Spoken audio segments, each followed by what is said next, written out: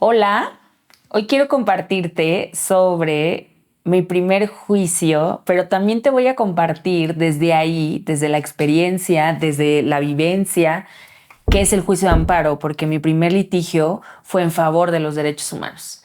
Entonces, quédate para que podamos platicar acerca de qué trató el caso, esta representación desde la perspectiva de las infancias de género que hice acompañando a la niña Marichuy, y vamos a estar platicando acerca de qué es el juicio de amparo, porque se ha pensado que el juicio de amparo es para defender criminales, cuando en realidad no. Es una herramienta poderosísima para defender los derechos humanos y que en otros países la podemos encontrar como la tutela o algún otro nombre a esta jurisdicción de defensa, de justiciabilidad de los derechos humanos. Y te voy a platicar acerca del caso de Marichuy, una niña que estuve acompañando, que exigió a las autoridades para la reconstrucción de su escuela. Y aquí te voy a compartir acerca de cómo fue el litigio, algunos de los tips que pueden servirte, qué dijo el tribunal, qué es esto de la suspensión y cuál fue el fallo final que benefició a Marichuy.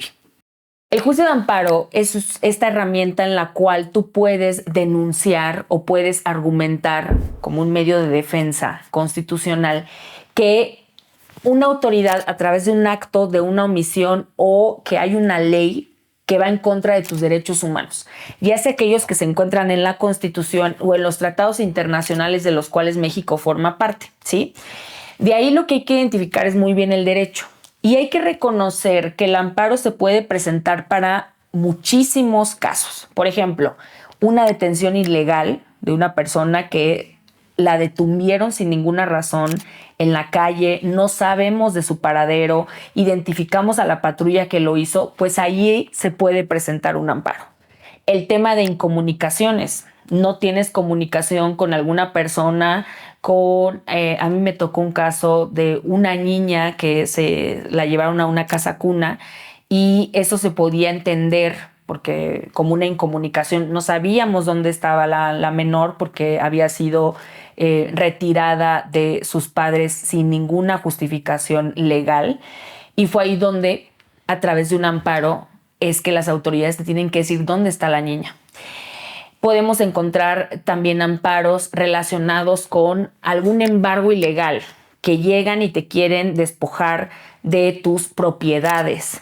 También es un medio de defensa para los activistas de derechos humanos y las y los periodistas que están transitando en una marcha, por ejemplo, en la calle, o están defendiendo su libertad de expresión.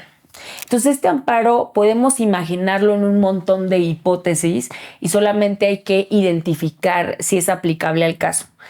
La verdad es que la crítica más fuerte y que muchas abogadas, abogados compartimos es que tiene aspectos muy técnicos y que tendríamos que transitar a que se convierta en ese recurso efectivo que reconoce la Corte Interamericana de Derechos Humanos, que es una de las garantías judiciales que todas las personas tendríamos que tener.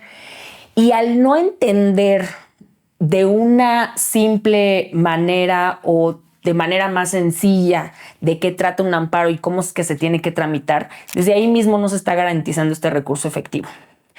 En otros países que también tienen estos medios de control constitucional o de defensa, como la tutela, pues las personas pueden generar un escrito a mano, presentarlo e inicia el trámite.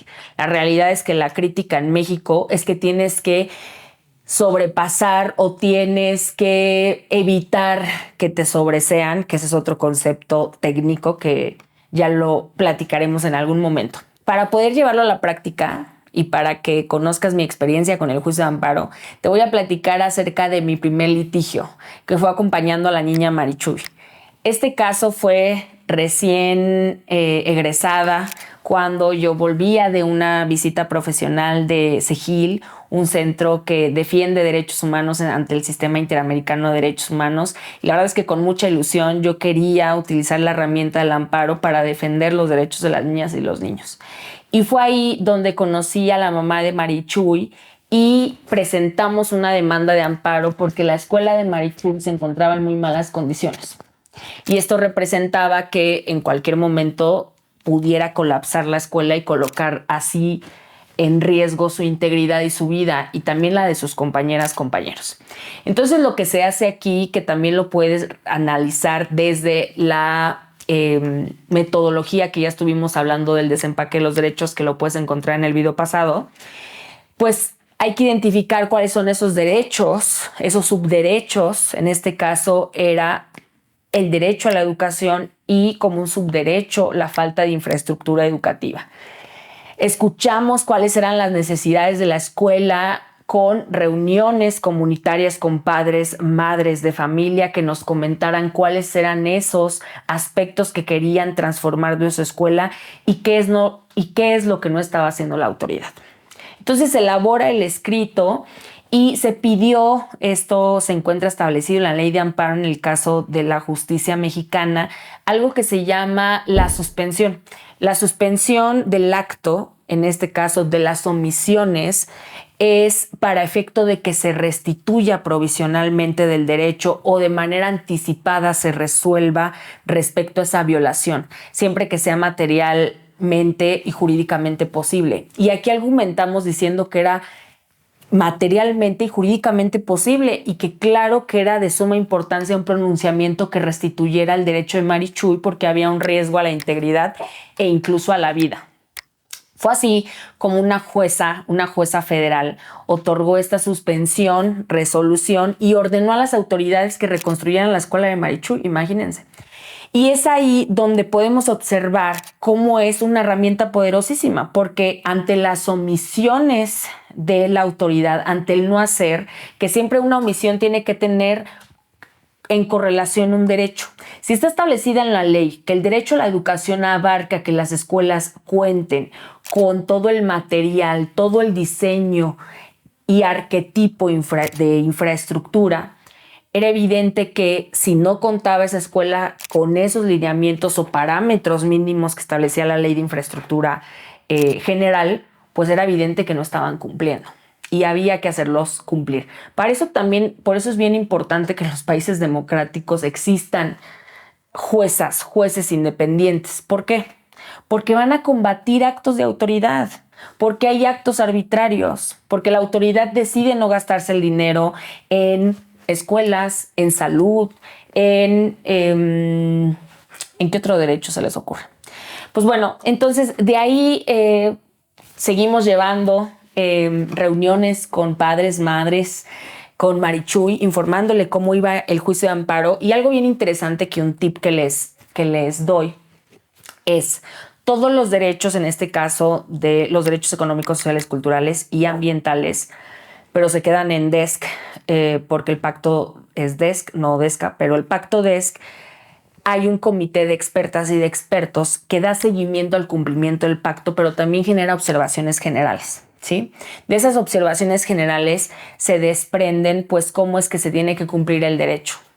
Y bueno, hay que revisar esos tratados, esas observaciones generales. Y aquí lo que hicimos con Marichuy es que ella directamente fue a hablar con la juez y le contó cuál era su experiencia. Que yo creo profundamente en que los tribunales tienen que ser cercanos y escuchar a las partes que intervienen cuando se tratan niñas, niños y casos de personas en situación de vulnerabilidad principalmente. Pues bueno, obtuvimos de ahí una sentencia de amparo que protegió a Marichuy y pues de ahí en adelante seguí ejerciendo esa abogacía rebelde y buscando acompañar a las personas para la defensa de sus derechos humanos. Pues bueno, por aquí me voy a quedar. Espero y en la próxima sigamos platicando acerca de otros casos interesantes que pueda compartirte. Si tienes alguna duda, algún comentario respecto a qué es el juicio de amparo, cómo se puede presentar, cuál es la diferencia de la tutela, en qué se asemejan, por aquí nos seguimos encontrando.